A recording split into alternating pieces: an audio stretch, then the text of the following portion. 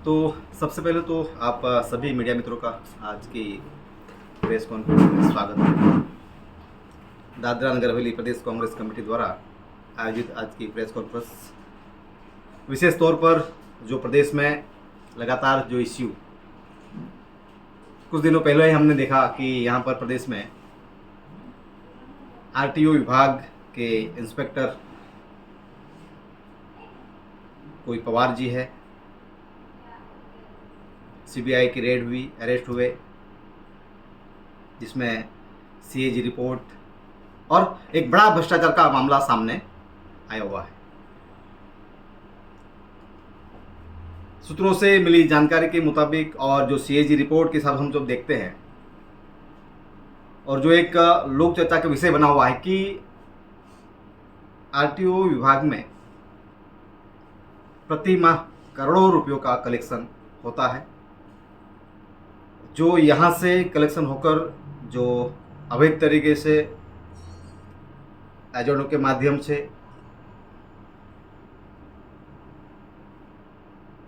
वो अवैध तरीके से उगाई गई रकम दमन और प्रदेश के बड़े अधिकारियों तक पहुंचती है, ऐसा एक लोक चर्चा का विषय है। साथ ही अभी हम ये भी देख रहे हैं कि हाल में अभी मैं कल दिल्ली था और दिल्ली से मुझे हमारे साथियों के माध्यम से और मीडिया मित्रों के माध्यम से रिपोर्ट मिला कि नमो अस्पताल में यहाँ के जो छोटे वर्ग के जो कर्मचारी हैं, उन्होंने अपनी कुछ शर्तों को लेकर, अपनी मांगों को लेकर आंदोलन किया, हड़ताल किया, ऐसा रिपोर्ट मिला। और हमने उसके अगेंस्ट में हमने ये भी कहा कि जहाँ कर्मचारियों की जो मांगे हैं, जो 3-4 मांगे जिसमें सैलरी बढ़ाने की बात हुई या फिर रेगुलराइज उनको सैलरी मिले और जो भी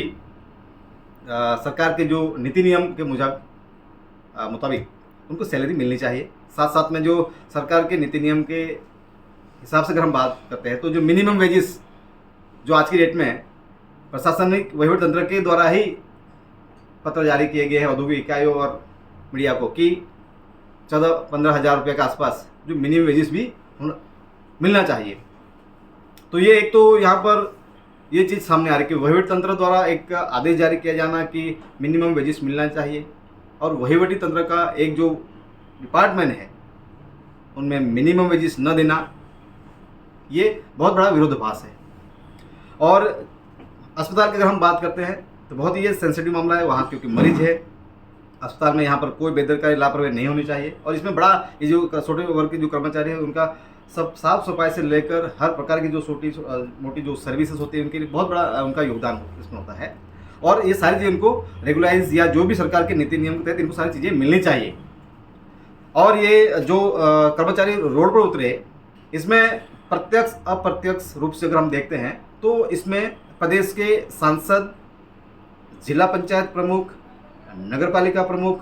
और तमाम जो भाजपा के चुने हुए जनप्रतिनिधि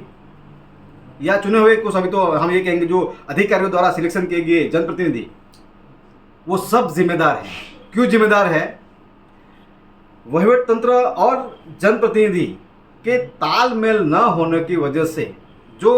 कर्मचारियों को जो समस्या खड़ी हो रही है वो वहीवट तंत्र के साथ में प्रॉपरली तालमेल नहीं होने की वजह से मजबूरन कर्मचारियों को रोड पर उतरकर अपनी मांगों को रखना पड़ा। अभी हमें जानकारी मिली है कि जो कुछ उनके जो मांगे थी सैलरी को लेकर, कुछ 3-4 महीने से कुछ सैलरी अटकी हुई है या कोई और मांगे उन्होंने शायद कलेक्टर और जहाँ जहाँ रजूआत करनी थी वो शायद रजूआत की है। और हम आप सबके माध्यम से ये कहना चाहेंगे कि अस्पताल का मामला है और ये जब एजेंसी में सभी कार्यरत है, ऐसा बताया जा रहा है कि जो अस्पताल में जो कर्मचारी है वो कोई 2-3 एजेंसी उसमें काम करते हैं, तो ये लेबर लॉज के गाइडलाइन में आते हैं। तो यूनियन के तहत, लेबर की गाइडलाइन के तहत इन साथियों को रजूआत करनी चाहिए, अपनी मांगों को प्रॉपर वे में राइटिंग में लिखित में देना चाहिए और चर्चा करनी चाहिए। उसके बाद इस तरह से आंदोलन, रैली, धरना जो भी करना हो वो घटनाएं इस तरह से अचानक से कर देना कहीं ना कहीं अस्पताल को प्रभाव करता है। और जो अस्पताल में एक बहुत ही सेंसिटिव मामला है, ऐसी दोबारा ना हो, ये वहीवट तंत्र और जो जनप्रतिनिधि के बीच में जो अभाव है और तालमेल नहीं है, जिसकी वजह से ये सारी घटनाएं हो रही है। साथियों, आज विशेष तौर पर ये जो दो बातें हमने की, आज की विशेष प्रेस कॉन्फ्रेंस हमने एक प्रदेश में भ्रष्टाचार को लेकर विशेष बैठक की हमने आज आयोजन की, जिसमें आप देखेंगे कि दादरा नगर हवेली अगर हम बात करते हैं तो आए दिन प्रत्येक विभाग में चाहे वो एक्साइज विभाग की बात करते हैं, चाहे वो अभी ये आरटीओ की बात आई, चाहे वो एजुकेशन की बात आ रही है, ऐसा कोई विभाग नहीं हो जहाँ कहीं ना कहीं प्रत्यक्ष अप्रत्यक्ष रूप से भ्रष्टाचार नहीं हो रहा है। ऐसा मैं बात कर रहा हूँ, ये आपके मुझे कहना चाहे बीजेपी का राज है। बीजेपी के राज में खानवेल मामलतदार भावेश पटेल और दादरा नगर हवेली कलेक्टर प्रियांक किशोर के कार्यकाल में, यानी कि यह दोनों विभाग भ्रष्टाचार का अड्डा बन चुका है। दोबारा कह रहा हूं, खानवेल मामलतदार भावेश पटेल के कार्यकाल में और दादरा नगर हवेली जिला कलेक्टर प्रियांक किशोर के कार्यकाल में ये दोनों कार्यालय भ्रष्टाचार का अड्डा बन चुके हैं। मैं आपको ध्यान में लाना चाहता हूं कि खानवेल विस्तार की एक बड़ी कंपनी द्वारा खेती के जमीन पर अवैध तरीके से कंपनी निर्माण करके कंपनी चलाई जा रही है थी कई समय से। अभी आप समझ सकते हैं कि खेती की जमीन के ऊपर अगर कंपनी चलाई जा रही है और वो मामलतदार कार्यालय को या जिला कलेक्टर को नहीं पता हो, ऐसा तो हो नहीं सकता। दैट मीन्स खानवेल मामलतदार के या उनके कार्यालय द्वारा या उनके देख रेख में ही वो कंपनी चल रही थी। अभी हमें सूचना ऐसी मिली है, जानकारी ऐसी प्राप्त हुई है कि जो खेती की जमीन पर अवैध तरीके से कंपनी निर्माण हुई है, उस कंपनी को खानवेल मामलतदार कार्यालय और दादरा नगर हवेली कलेक्टर कार्यालय द्वारा मिनिमम 15-20 हजार जैसी मामूली रकम पेनल्टी भरवाकर उस जमीन को एनए की गई है और उस जमीन के ऊपर बनी अनऑथोराइज शेड या कंपनी उसको रेगुलाइज किया गया है।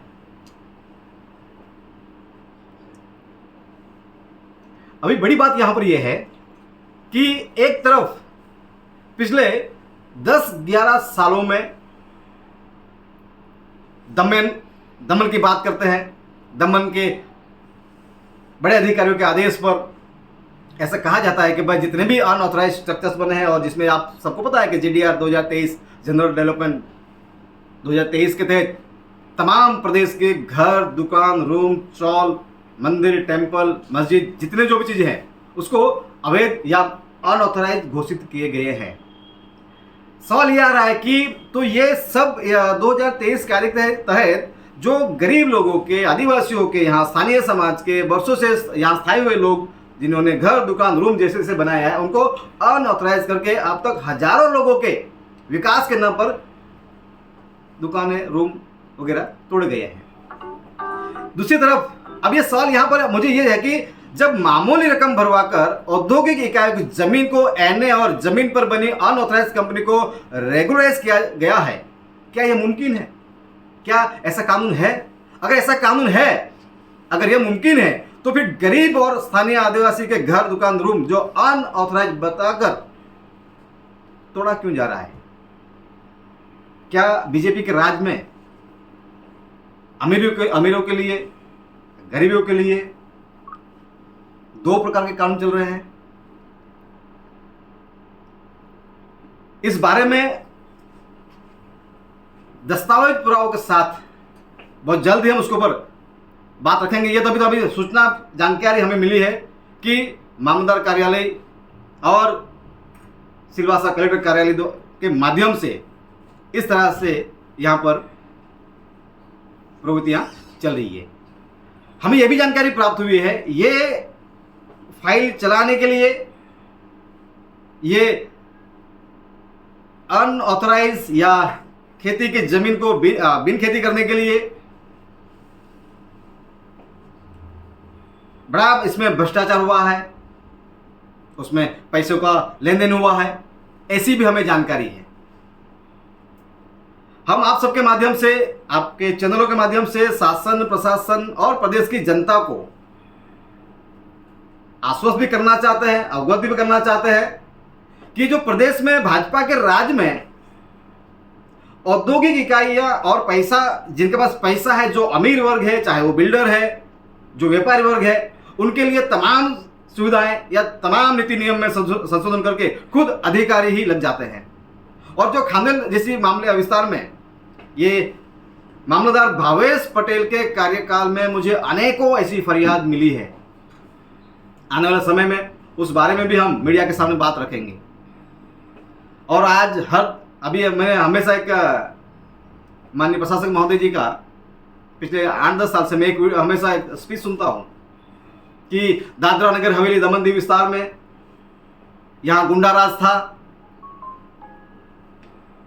यहाँ पर भ्रष्टाचार हो रहा था, और हर बार बड़े प्रोग्रामों में प्रदेश के लोगों को, प्रदेश के जनप्रतिनिधियों को बिठाकर जाहिर में अपमानित करते हैं, और कुछ बेवकूफ भाजपा के मूर्ख नेता उस पर तालियां भी बजाते हैं जाहिर में।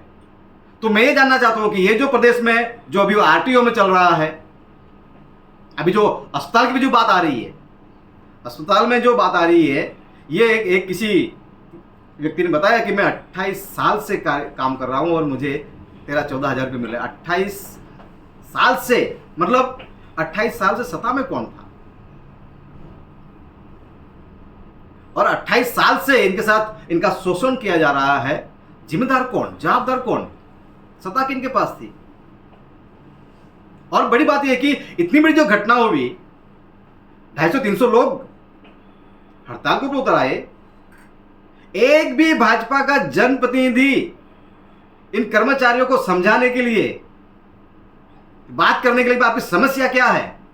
स्थल पर मौजूद नहीं, अधिकारियों को आना पड़ता है। मतलब साहब यहां पर कि भाजपा पूरी तरह से, भाजपा के जनप्रतिनिधि विफल हो चुके हैं। ये सारी चीजें सामने हो चुके हैं कि आज इनकी बेदरकारी, इनकी लापरवाही और वहीवटी तंत्र के साथ तालमेल ना होने की वजह से प्रदेश में इस तरह की जो घटनाएं जो बार बार हो रही है, और दिन ब दिन प्रदेश में भ्रष्टाचार बढ़ता जा रहा है। हम आपके चैनल के माध्यम से लोगों को अवगत करना चाहते हैं कि जहां भी कहीं भी आपके साथ अन्याय हो रहा है, जहां भी आपके साथ आपका शोषण हो रहा है,